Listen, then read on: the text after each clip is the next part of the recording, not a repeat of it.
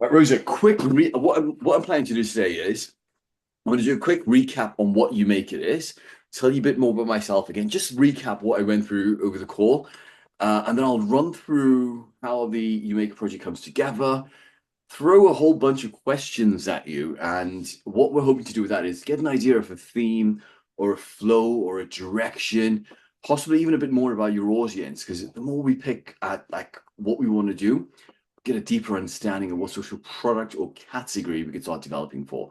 It'd be really good to have something that's aligned with you, that's really clearly aligned with you. So I think your audience will get a good vibe from that. You'll feel like it's something that you can gravitate to and feel like there's good alignment with, rather than just trying to design and make something and then like sort of just dovetail it in and hope it fits. It's not going to make sense for anyone. So it's got to feel something you're passionate about, you like, it makes sense. But yeah, does all that make sense so far? Yeah. Fantastic. So, Rose, quick recap. Obviously, I'm Shane.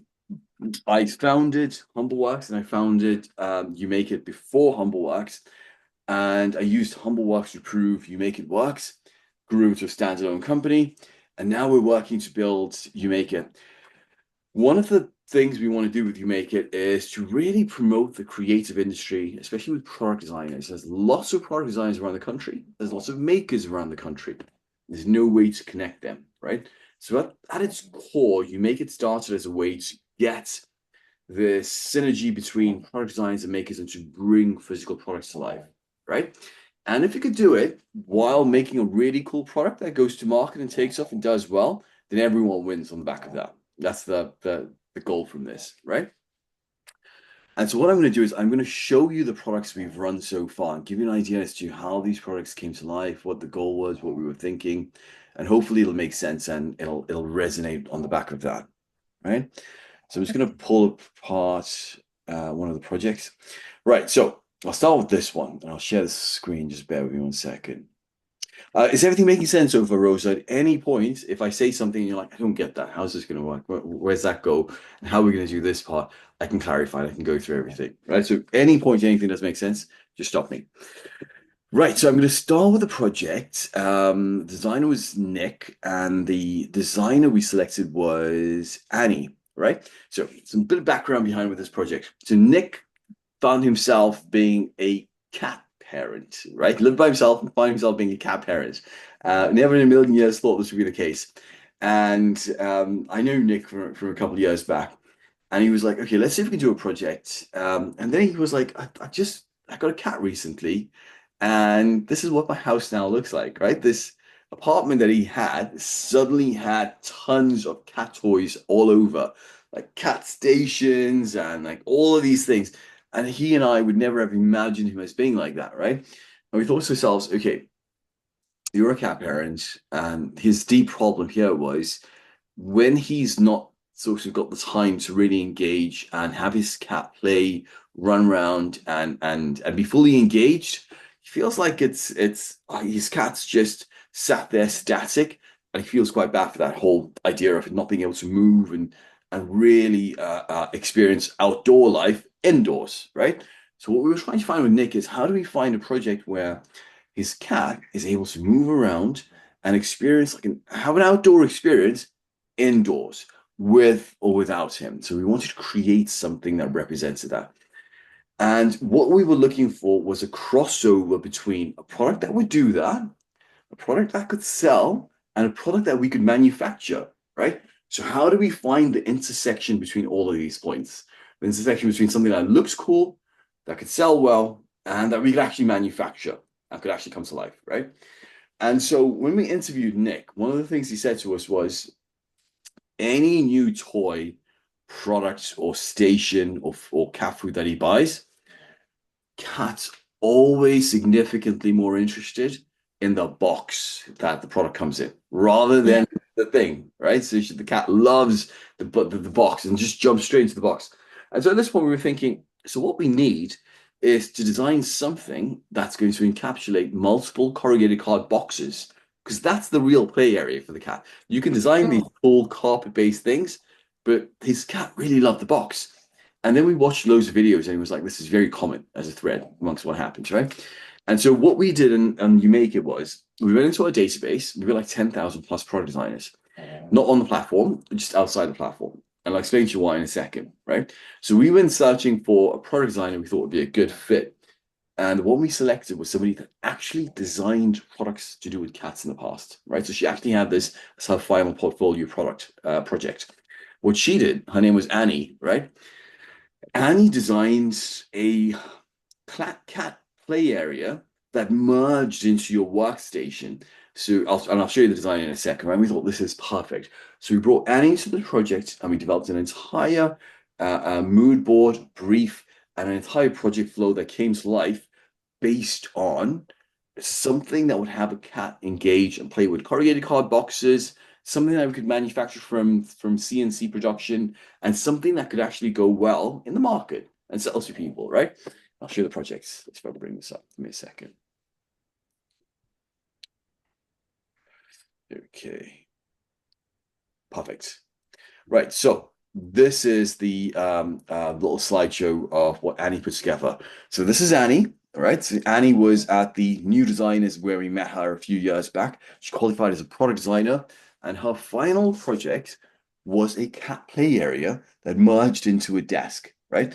Now, bear in mind, Rosa, I'm showing you all of these. We're not necessarily going to go down a route where we're creating something as elaborate or it's complicated, but it's giving you an idea of how we find designers and how the project flow works and what we look for and how we bring it all together, right? So why we selected Annie for this project? Annie had a good understanding of manufacturing. She was creative, and as a bonus, she had something to do with cats in her project, which is great, right?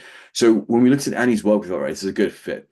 So for her research and what we wanted to build, we crossed over into WGSM, which is like a forecasting tool. So it looks at trends and what the market wants. Then we looked at a few keywords like the project or whatever we build is going to be sturdy, has to be easy to assemble, and we could ship it to customers, right? And then we looked at what would be the deliverables. And then if I just jump ahead into that, then actually looks at the products that were in the market already. These were pretty standard scratching posts or corrugated card boxes. There wasn't anything that crossed over between them. So that's what helps us bridge and find a gap between it, right? And so we looked at these makeshift boxes that were out there, and we thought, okay, we need something corrugated card related. And then we looked at boxes that were a bit more complicated. And these look popular and these look quite straightforward. And then we went to slightly more complex models.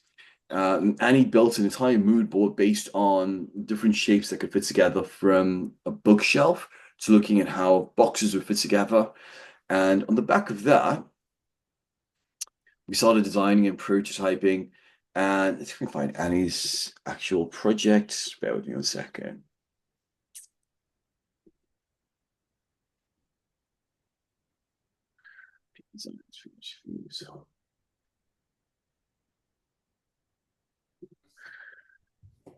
Um, mm, mm, mm, mm, mm,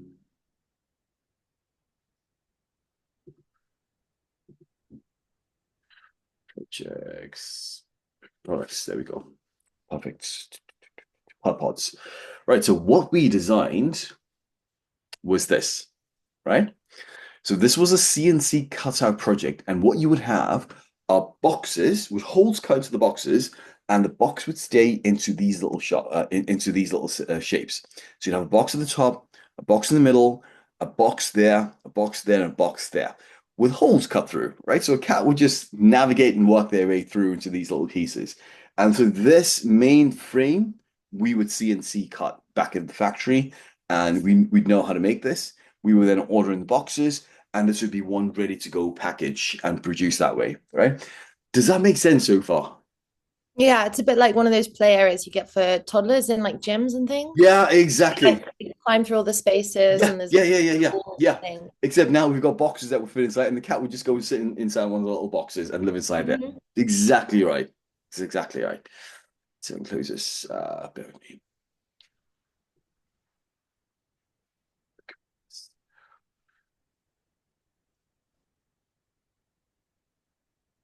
Perfect. Okay, cool.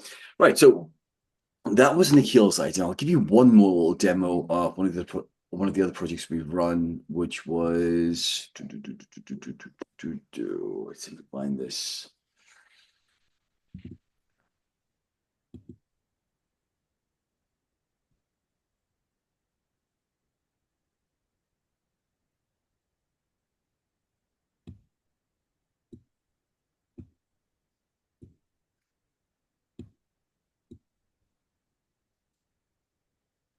A second ago, where did you go?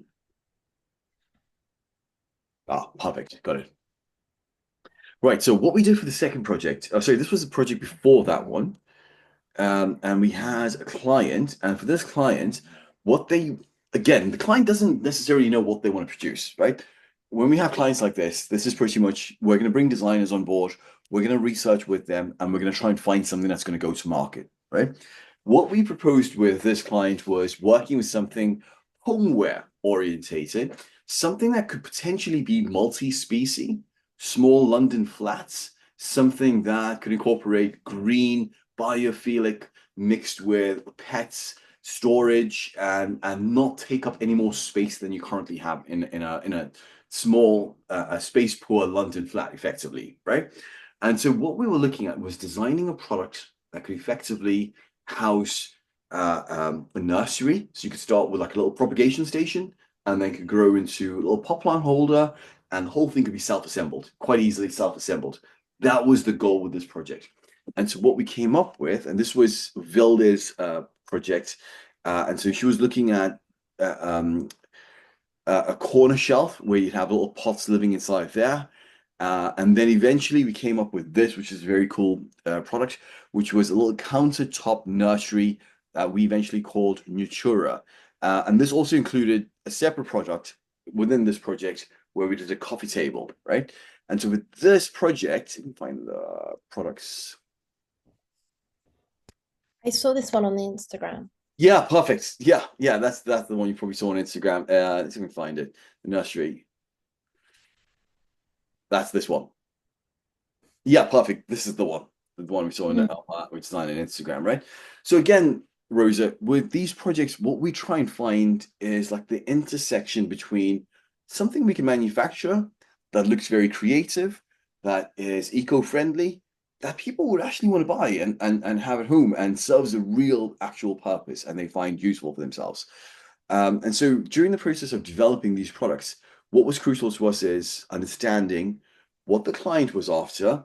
Can we serve that client's real needs? And for the client, it's usually, is a customer going to want to pay for this? Is the customer going to want to buy this? And is it going to serve an actual function or a need for them, right? And that's what we were thinking of, like, how do we find and strike that balance between the two? So what I've done, Rosa, is I've come up with, and by the way, does all of this make sense so far in terms of the existing products we've run and how the projects worked? Fantastic, right? So what I've done, Rosa, is I've come up with a whole bunch of questions and I'm going to throw at you, and you can just be as open as you want with these as responses. Just tell me whatever you feel like. I'm going to record this, and it's going to help us to sort of narrow down on the back of this ideas of what we could generate as product concepts. Because I could take this away, distill the ideas on the back of our conversation, and then throw a few product categories at you, and you could tell me, yeah, that feels like something I could work with. And what we're going to do is we're going to try and put it against a framework where we know this can definitely get manufactured. This could definitely get a good price point, and this matches a lot of the other criteria that fit so far. So the categories will narrow down. Hopefully, we'll match some of those and won't be too far off. We'll try and find a balance between them. Imagine like a Venn diagram of all the different criteria, and we want to find that sweet spot in between all of them, right? So I'm going to throw some random questions at you and just tell me what your thoughts are on any of these, right? Um,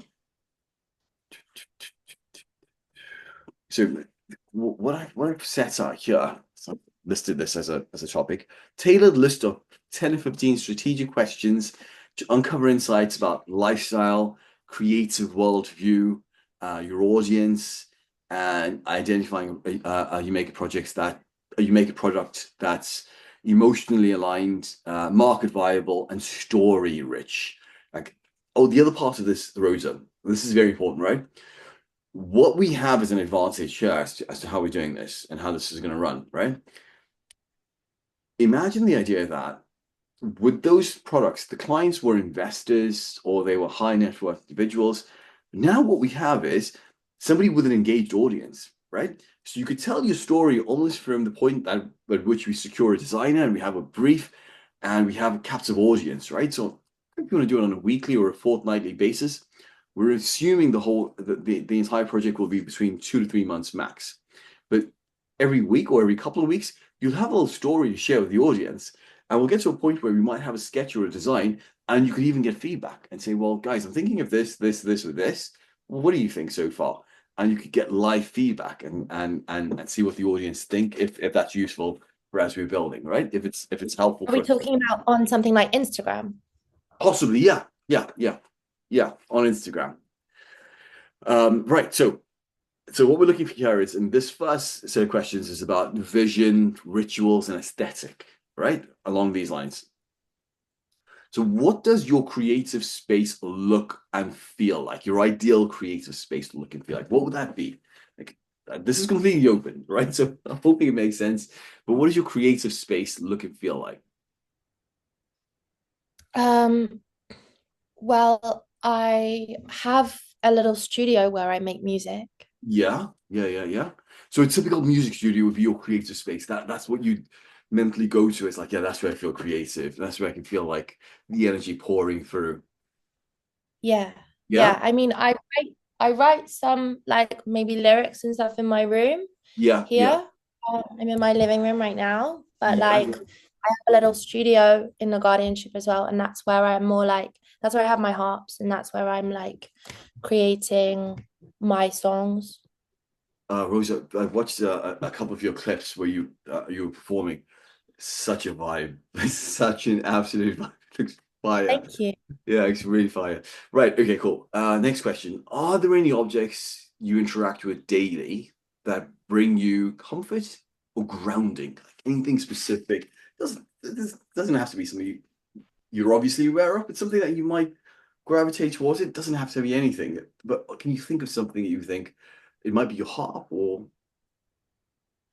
Yeah, I mean, unless you can give me another example, like my harp is something that I would probably use every day as like a daily object, other than like stuff that everybody uses, like tables and yeah, sofas. yeah, but you wouldn't have anything else like something you would specifically say, okay, this is my little comfort thing. I would hold this, or I gravitate towards this. It might be a piece of jewelry, or so somebody might have like a stone of some sort. Is there anything you could think of that you would think, oh, this thing that I've got, it could be Oh, I anything? have a crystal. You do, yeah, fantastic. Okay, tell me about this crystal.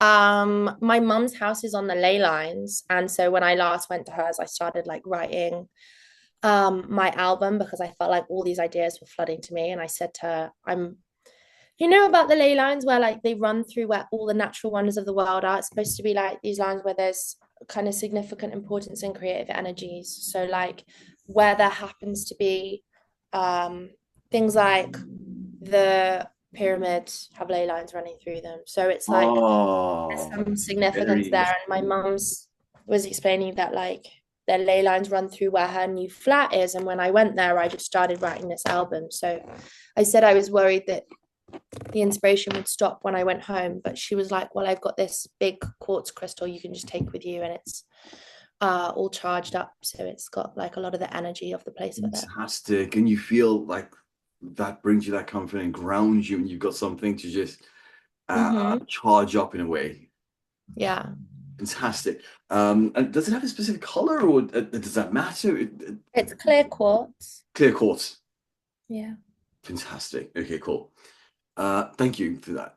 So what types of textures, shapes, or materials do you gravitate towards at home or in your home or in general in art related things, right? Do you have any textures, shapes, or materials? Like, do you go for something organic, something sharp, something angular? If you were to think of themes, was there anything specific? Um, I like the shape that my electric harp is. It's in this Oh, kind I'm of with you. pointed Yeah, triangle, yeah. and it's very like sleek and black wood, and it's got like a very cool shape to it. Um, Other than that, I guess wood. I like wood stuff. Yeah, yeah. Um, I'm like Steiner school educated, so we just always grew up with a lot of wood things. So Oh, I'm with you. Okay. Okay, okay, okay. So it's quite independent, isn't it? It's quite liberal and free, and you get to just do things on your own pace. And a little bit. I think it's like there's a bit more flexibility whereby if by the time you're in your mid-teens, it's pretty obvious that you're never going to go into sports, but you're a really great illustrator or you're really in love with doing art, they're going to yeah, go, yeah, okay, you can actually spend a bit more of your week doing art. We can see that's your passion. We can see that's where you're like driven and what you're very good at. So we're going to allow you to stop doing gym now if you really hate gym, and we're going to allow you to have extra art during your week. It's things like that. It's just like nurturing fantastic. you in the right places where you're Yeah, more driven. I was always driven around music, so I was allowed more time to invest in my music and wasn't made to do as many other things that didn't align with me. fantastic. Where was this? Which part did In you grow? Sussex. Oh, it's in Sussex. Yeah. Fantastic. Um, do you have any rituals? And if any of these sound like, okay, I'm not going to share this just yet, that's totally fine. Just tell me that these are all just generated, right? Do you have any rituals, like morning, night, or emotional, that you return to regularly that you feel like these ground you, or these are helpful, or these might be part of your system in some way? I journal every day. Fantastic. I write. I've kept like moleskin journals since I was probably about 17, and Yeah, so I've got loads of them. I normally get through like one a year, and then I have other books for other things. Like if I'm doing morning pages and like doing the kind of mind dump, then I'll have a different book for that. But yeah, yeah. I write regularly throughout the day. Like I've already written about 6 pages today. Do you know what I mean? Like just immediately. Really Yeah. fantastic. And this is just journaling. So this is just your regular journaling. Yeah, it could be like thoughts and ideas. It could be notes from like what things that you're saying, notes from other meetings I've had, but also just ideas and things that have popped up, or like song lyrics, or it could be, yeah, anything from the creative to the mundane, to be honest. But I keep it all in books, so I I'm do getting that. so many ideas. Yeah, this is fantastic. Yeah, Fantastic. So you just go through the Moleskine diaries and you're just journaling and capturing ideas. Sometimes I imagine lyrics are popping in and out yeah. and you're piecing that together. Mhm. Fantastic. Um, has there ever been something that you wanted to design or make, but you just haven't had the time or you haven't yet? Something that you thought this would be a cool thing. Yeah, actually, but they are harp specific, but maybe Oh they yeah? could be better. Um, for instance, it's really impossible to get like for my electric harp, I wear it on my body, but ideally I would have a stand for it, Yeah. like this, Yeah, yeah, and it yeah, would yeah, I'm with sit you. on that so that Yeah, sometimes I can put it down and yeah, move away from it if I'm doing something else on stage, or be able to play, but just have the freedom to pop it down, that it doesn't need to be worn like on a yeah, harness at all I'm with times. you. Yeah, yeah, yeah, yeah. So like that kind of concept, and also because the more elements you have on stage, like quite often when other musicians as well, when we show up for gigs, it's like, oh, do you have a keyboard stand? Do you have a two-tier keyboard stand? Do you have, and it's often to do with stands so that you can have everything accessible near you when you need it. Yeah, yeah, Like yeah. I've often thought I wish there was some kind of stand that could be adjustable for what your different needs are. So whether you play the keyboard but you also play the guitar, or whether you want to pick up your saxophone, or for me, like I Very would want interesting. something that could Yeah, hold an MPC on, but maybe also be able to hold my harp, and that they're close together. It could be collapsible and extendable and adjustable for whatever different instruments you have. Most yeah, instruments, yeah. it's like it's either flat or it needs to be able to sit in a little space. I'm So with just you. Yeah, yeah, yeah, yeah. something like that for when you're gigging, and often like if you can get everything onto your back, it means that you can get to wherever you need to go. So like Yeah, having light is so key. I literally just had a mate of mine who I've known for quite a few years, and he's just started managing artists. And I was telling him that I'm going to speak today, and I was saying Mm. about you make it, and he's got a really cool artist. I can't remember the guy's name. I'll send you a link to it. And he said something really similar. He was like, artists generally have this issue with you want to be able to take your set with you in a way sometimes, right? And if you throw it on your back and take it with you and go from place to place, that would save time. It would make life so much easier because it's the setup, carrying it and assembling it and getting all that ready, which becomes a Yeah. headache. And he was like, "You can solve that. That's a cracking problem." Okay, cool. This is something I really want to drill down on. I'll go through all of these, and it depends on whether which direction we're going, whether it's for your audience, for yourself, how much of a problem we're solving. But we're still open to it. Um, do you have sketch ideas out for physical products? Like if you have like your notepad, actually, like whether it's furniture or accessories, jewelry, or anything else, like, does your creativity extend into just coming up with little doodles or sketches for anything? I do draw sometimes, but I haven't really drawn products as such.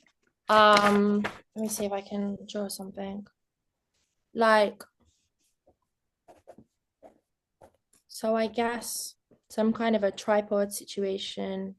Oh, again, so this would be for the stand, effectively. Yeah, so imagine like, maybe you can see this. Yeah, yeah, yeah. I'm with you. Oh, yeah. This, You see, you've got the like an dot prints. Is this adjustable. the Moleskine book, by the way? Yeah. I love this. I love drawing on They that. always got to be dotted, Yeah, I because like, love dotted. I got my I when I use my good notes, I use my good notes on my iPad. It's mm, exactly the well, iPad's dead. That's it would be right. Use good notes. It's exactly what I go for. Dotted. I can't write if it's plain. Yeah, I don't like yeah, lines. I feel lines very constraining, and boxes are constraining. exactly. The dots And just sometimes I'm flow. like, I create my like schedule and everything very fluidly, Yeah, like as I'm going. So sometimes I want a double spread to show my month, and sometimes I want it to show my week, and sometimes I need it to divide into three, yeah, yeah, or yeah, yeah. like I'm with I'm you. making my own little graph. So I'm like, I Oh, need to be able to lovely. adjust it, Yeah, yeah, yeah, yeah. I'm with you. Fantastic. Okay, cool. All right, so we'll jump now, Rosa, into conscious of time as well. All right, so we'll jump into audience and your community and so on, right? Um, just so on this one, do your followers ever DM you and have anything specific to thank you for? Is there like a common theme or a thread that you could ever pick up and say, right, oh, okay, that's quite common, or is it just like a thank you, this is awesome, or do you ever feel there's anything that stands out that's I often get messages just saying like thank you for the performance, or yeah, like I found it really moving, I found it really inspiring. I often get those kind of messages. Or people asking where they can find particular songs. Um, or more recently, I've had people asking about how to get involved into guardianships. But I had a lot of those, so I just started like I wrote out a paragraph and then I just yeah, started sending it to everybody because there were so many people asking the same thing. fantastic. So did Uh, you say guardianship? Say that again? because I did the Oh, politics. oh, I see. Yeah, yeah, I'm with you. Okay, so how to get a property like that and how to Yeah, how to get involved with that sort of thing. I had a lot of like DMs in the last 2 weeks or so about that. So yeah, that's like how people can find cheaper ways to live in live in London. London. Gotcha. Um, yeah, other than that, mostly people just message me either about collaborations or saying that they enjoyed the songs or that the songs were very personable or touched on issues that they felt like, Themselves. yeah, that they empathize with. Fantastic. If you could give your audience, well, that's Bailey, by the Yeah, I way. noticed. Right. So if you could give your audience one object to hold during a hard moment, right? Like a tough time, and this would be something that you'd want to share with them and say, okay, let's give you this. And what would that be? Would it be something like the crystal you mentioned earlier, or would you find something different that you would think, I would like you to have this as a representation or as a thing that I would Yeah, I mean, I think the crystal is really nice. I actually did lend it to someone a while ago because I was just like, um, I don't know. I felt like it was a really good time for them to have it, and I feel yeah, like it's really special. And in some ways, it doesn't matter whether that is legitimate or not, because if you believe something, it has a placebo effect and it becomes true. It's like I yeah, think that I'm with it you. is. I'm 100% So with you. Yeah, if I yeah, believe that it gives me creativity, then it does yeah, because I've decided to believe that. So it yeah. just is. Yeah, so I think something like that can feel really comforting, and especially if it like fits in your palm. I'll show you mine.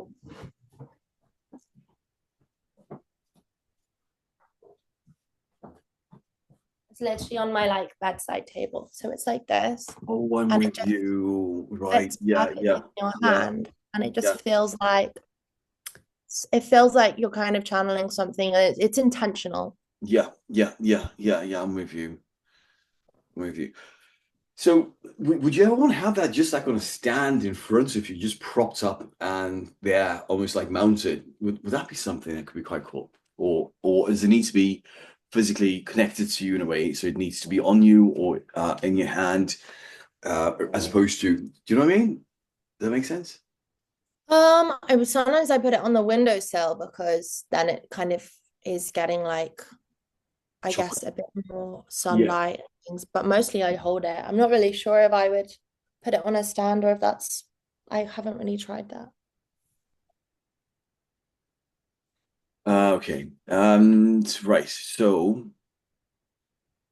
What's what stage of life do you think most of your audience is in? Student, new parent, healing, creating? If you were to, I imagine you've got quite a diverse audience, and you attract a whole bunch of people. But if you were to pick a few things and you would go, right, I feel like these are the categories they would fall into. Anything specific? I think probably I have a fairly big audience who are you know how if you're in London, people have families later. So I would say Yeah, in the yeah, category of like mid to late 20s, yeah, I'm with you. but really career driven, whereas maybe people in smaller towns would already be starting beginnings of their families. Yeah, I only know like one person who's there already. yeah, Most people are like, um, a lot of people are like struggling in London and like and are creatives that are trying to get into their world of work, but that are having to substitute it with something else. I think a lot of people resonate with that kind of experience, yeah. which is one of the reasons why I share about the guardianship so much because I'm able Sure. to survive with what I do because I found cheaper rent. Um, but yeah, I would say late 20s or early 30s. I have a lot of other creatives that are followers. Or yeah, not entirely. Some people are in conventional jobs, but a lot of the people I find myself in circles with are people who are more driven around art. I feel like your audience, like you mentioned, mid to late 20s and like just pre-starting families, very heavily career driven, and you're giving them this beautiful escape to like take them away from that mundane life they're in, and they get pulled into this little moment of this elate like this moment of elation and euphoria for like just this brief little time while they're with you. Did you say? Am I describing that correctly? Do you feel like that's where we are pretty Yeah, much? So they've almost lost themselves in work a little bit and in the London life. And this is like a lovely little way to just feel connected again. yeah. Yeah, Yeah. fantastic. Okay, cool. Are there any recurring themes in your audience's comments or responses, like burnout, transitions, identity? Any themes that you would think, okay, this is something that I might have picked up previously, or it's something that I'm noticing as a pattern? And any of these questions that something you might need some time to think about, or you can't think of right now, it's totally fine if there isn't anything. What did you say other than burnout? Burnout, transitions, identity. I mean, I more think that I hear people talk about feeling burnout as a like conversationally, I hear of that a lot Yeah, more yeah, yeah, yeah, than yeah. the others. Um, Sure.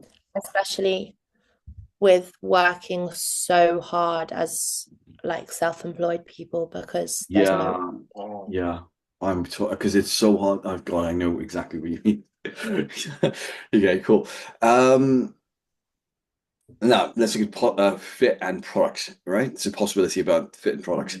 Would you be more excited to like to have something for home, creative practice, or for emotional well-being? So this could cross over. This could easily cross over. But if you were to like prioritize it in terms of a hierarchy, and you're looking, I would think emotional well-being at the top or home at the top. What would you go for? And you go between home, creative practice, or emotional well-being? Um, Perhaps creative practice.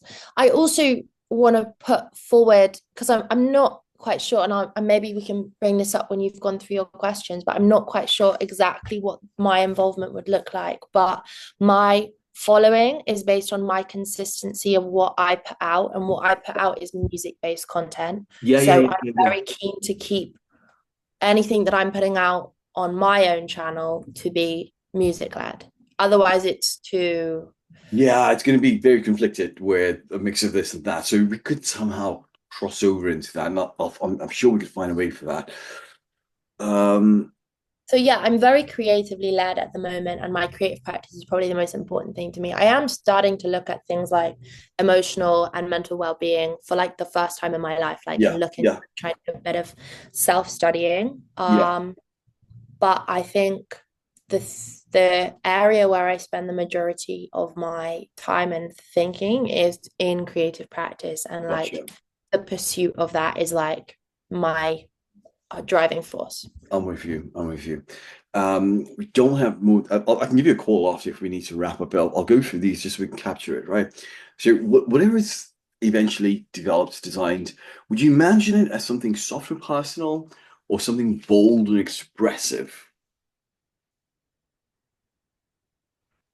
Bold and expressive. Oh, fantastic. Okay, cool. Um, And how involved in the step-by-step design and storytelling process would you like your audience to be? Albeit with exactly what you said in mind, something that crosses well into exactly what you're doing, so you don't dilute and go off too far of go off on a tangent and everyone's like, well, what you doing right now? This is I totally get that, right? But during the process, if we can find that good fit, how involved would you like them to be in the process? Um, it's hard to imagine when I can't picture what the product is.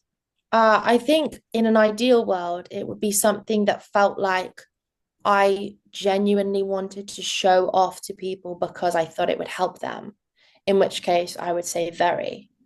Um, but it Right. really depends on how niche it is and whether I thought it would genuinely have an impact on other people's lives. Perfect, Rosa. Last question, and then I'm going to give you a few ideas that's already generated, right? But again, we're going to work around this. If your audience could build a Rosa space in their home, a Rosa space in their home, right? What would that Rosa space contain that you'd imagine? Um, it would have like colored lights. Oh yeah. Yeah, like I think when I'm being Rosa, there's certain colors and certain, it's like dark and moody, introspective. It's like deep blush pink and like kind of purpley blue and um like comfortable but intense. I got you. Fantastic. Rosa, that's been incredibly useful. I'm going to go through this. If we get cut, I'll call you on the phone and I'll tell you the ideas I've got you so far, right?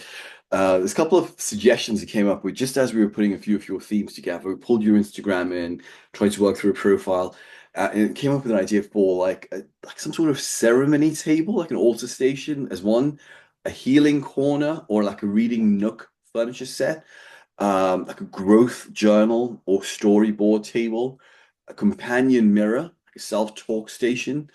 I'm not sure how you haven't mentioned pets, but came up with a suggestion for a modular pet furniture of some sort. These were just a couple of ideas